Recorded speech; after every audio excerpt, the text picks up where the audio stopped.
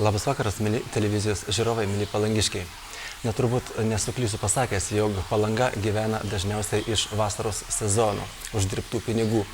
Tačiau vis dėlto Palanga laikosi turbūt ant viešbučių, ant kavinių, restoranų. Na ir viešbučių Palangoje, kurie reikalingi ne tik vasarą, bet ir žiemą, yra pakankamai, tačiau labai aukštos, geros klasės viešbučių, šiuolaikinių standartus atitinkančių viešbučių yra tik tai du. Tai jau mums visiems žinoma Palanga ir pakankamai seniai žinomas, turbūt vienintelis toks viešbutis, tai Baltijos poilsio namai arba, jeigu tiksliau pasakius, pagrindinis jo korpusas Auskos korpusas. Taip vadinamoji palangiškiam žinoma Brežnevo vila.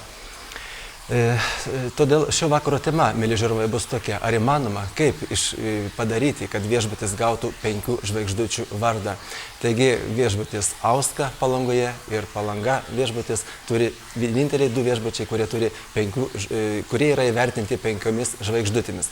Todėl šį vakarą mes kalbėsimės su valstybės įmonės Baltijos poilsio namų direktoriumi gerbiamu Jonu Juchnevičiumi.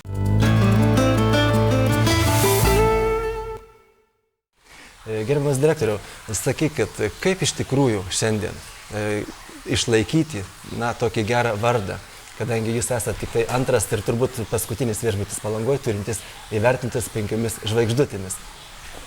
Matot, aš tikiu, kad gal Palangoje bus ir daugiau tokių viešbučių, bet galim tik patikslinti, kad Palangoje antras, o Lietuvoje 7 viešbutis, taip kad Vilniuje yra 5 ir 2 Palangoje. Mes palangiškai galim didžiuotis. Taip, Tokai Palangoje netgi vis dėlto 2. Iš tiesų, buvo ilgas kelias iki 5 žvaigždučių. Kito mes buvom atestuoti 4 žvaigždutėm. Ne mes, bet turiu menį mūsų įmonės viešbutį Auska. Bet į šį viešbutį, kaip minėjo, kaip vieną iš korpusų, perėmėm tik 93 metų sausio mėnesį.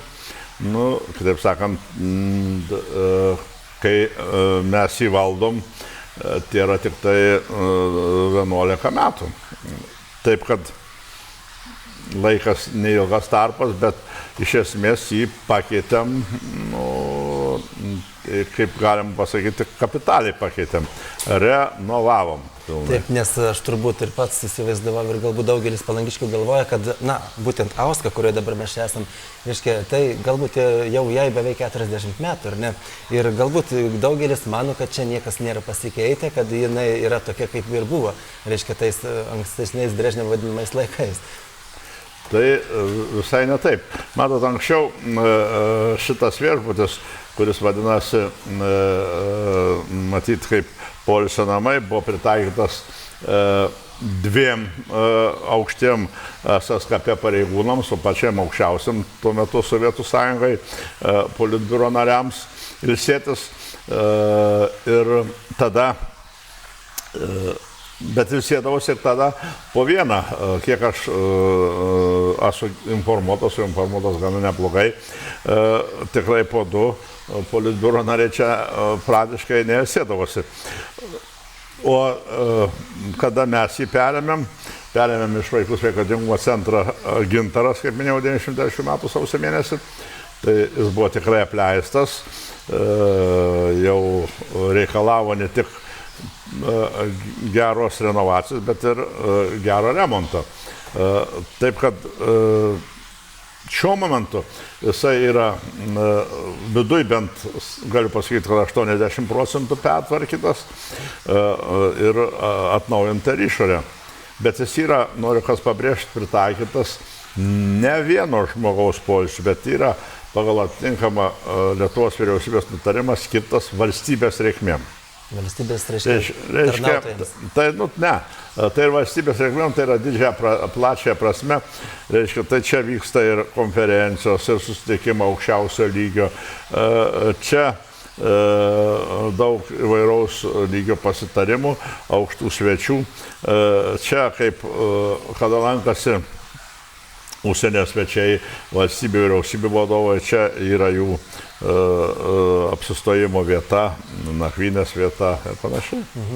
O jeigu dabar gal šiek tiek pašnekėsime apie tos svečius truputėlį, bet dar mes pratęskim tą temą, kas yra pakeista šiame viešbutyje, kadangi mes turbūt pasižiūrėsim, pavaikščiosim ir žiūrovai pamatys. Matot, tai iš tiesų pakeista viskas, pradedant nuo vidaus apdailos, nuo baldų, baigiant stalo įrankiai, suprantat, ir virtuvę. Taip, kad kada mes perėmėm, tai buvo labai charakteringa. Kiekvienas kambarys, nežiūrint ar tai miegamasis, ar svetainė, ar koks nors kitas ar vestibiulius, buvo iškloti, žinot, tais laikais matyt madinga ir taip reikalinga buvo raudona kiliminė danga.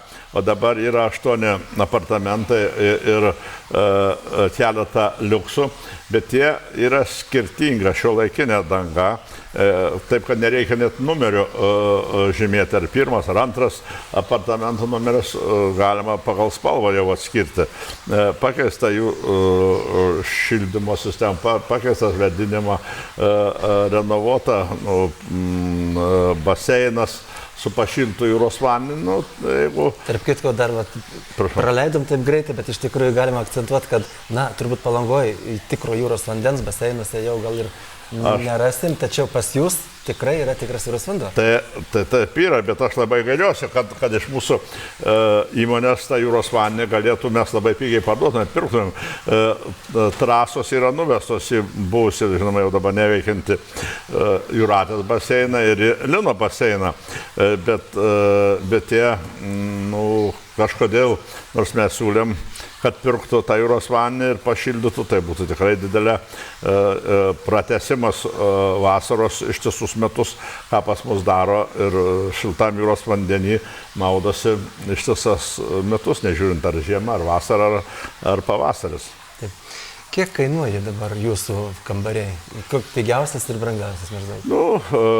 Liuksai tai 100 litų, 150, o apartamentai 200-800 litų, skaitant pusryčius. Ir maudymas jūro baseiną, ir taip toliau kitas atrakcijas. O paprastai, sako, tik apie 150. Taip, liuksas 150. Tai, turbūt nėra labai jau brangu. Ne, tai iš tiesų palyginus su kitais tikrai, kadangi, kaip jūs vėliau pamatysite, tai yra tikrai unikalūs kambariai, kurie papuošti ne tik, kad ten visas reikalingas gyvenimui sąlygas, bet ir pritaikyta, suprantate, didelės erdvės tų kambarių, bet jie papuošti šiuolaikinių žymiausių Lietuvos tapytojų paveikslais ir kitaip interjeras gražiai sutvarkytas, bent mes pastabų, net ir atestacinės komisijos svečių nesulaukėm didelių, skaitos, kad unikalu yra. Ir šiandien jau tie poilsio namai yra atviri visiems. Labai teisingai jūs pastebėt, kartais tikrai tas uždarumas, kuris tik tai tokį įspūdį sudaro, įvažiuojant, kad reiškia yra vartai, tai jie iš tiesų kaip ne architektūrinis, kaip unikalus toks dalykas, mes juos dar jie pakankamai gerai veikia ir mes juos nepakeitėm, bet visa uždara teritorija ne dėl to, kad nebūtų prieinama žmonėm, bet uždara teritorija dėl to, dėl to laikome, kad atvykus užsienio svečiam galima užtikrinti jų saugumą. Tuo labiau, kad čia šitas viešbutis randasi miško parke ir jie reikalauja atitinkamų saugumo priemonių. O šiaip lankytis gali bet kas, kam pagal kišenę, yra iš tiesų labai daug norinčių. Mes turime pastovių klientų, kurie pas mus atvažiuoja, labai daug priemonių organizuoja verslininkai, mumis pamėgę, daleiskim, pamėgę yra tokios firmos, daro savo daug priemonių, kaip Klasko, kaip Genšų nafta, kaip Minijos nafta, Omnitelis ir kitos pastovių tokių yra daug konferencijų organizuojam, neskaitant, užsisako, tai yra mūsų apartamentus gyvenimui, poilsiui, savaitgaliais, svečiai iš Latvijos, Kaliningrado, Baltarusijos, ne vien tik Lietuvos verslininkai. Ir tai yra jiems, toks lyg ir šioks toks pabėgimas nuo visuomenės, nuo dėmesio, kadangi tai yra tolokai nuo centro, sakykime, miške. Reiškia, tai žmogaus yra tiesiog privati aplinka, kurios čia neįmanoma pažeisti. Tai žinoma, bet aš noriu papasakoti tokį vieną, tikriausiai palangiškai žino,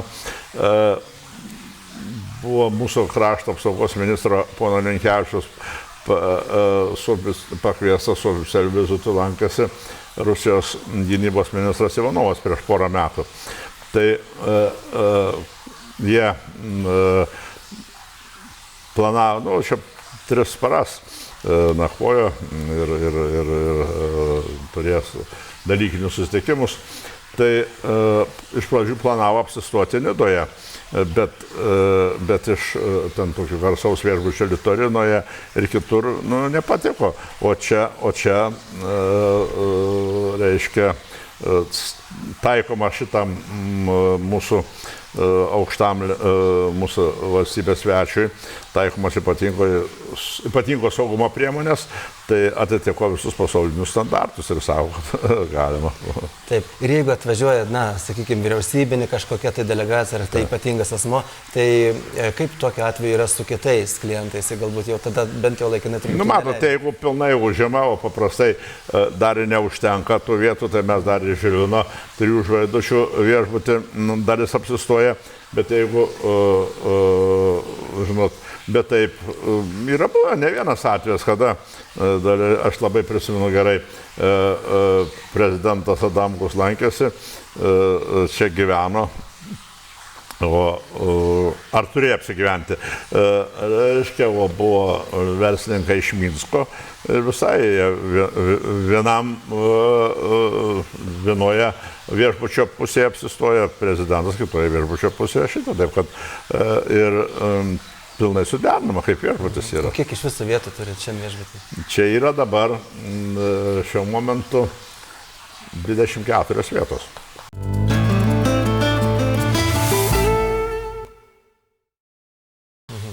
Tai sakykit, kas iš įdomiausių, iš jums labiausiai įsimintinų svečių buvo, yra apsilankę šiame viešbutyje? Žinot, kad per tą laiką labai daug buvo. Išvardinti, žinot, labai daug laiko užimtų.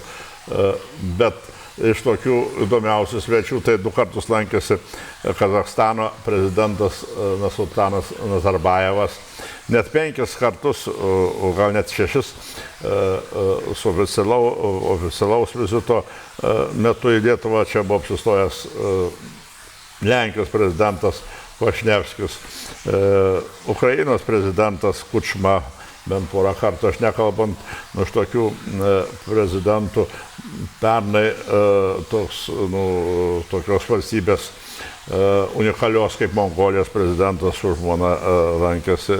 Taip kad sunku būtų išvardinti to vyriausybės vadovų ir panašiai, tai tikrai daug. O kaip tokie žmonės, kokiais būdais jūs suranda? Per vyriausybės? Čia matot taip, čia žiūrint, kas ką organizuoja, dabar artimiausių laikų kaip suranda.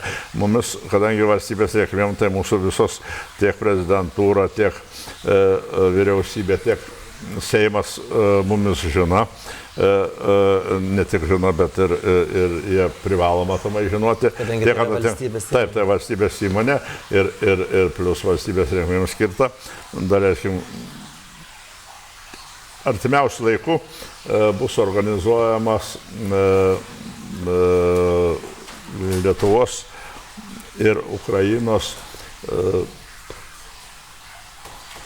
ūkio ministrų ir susisiekimo ministrų susitikimas, ar kitaip sakant, tarp valstybinė konferencija už porą savaičių.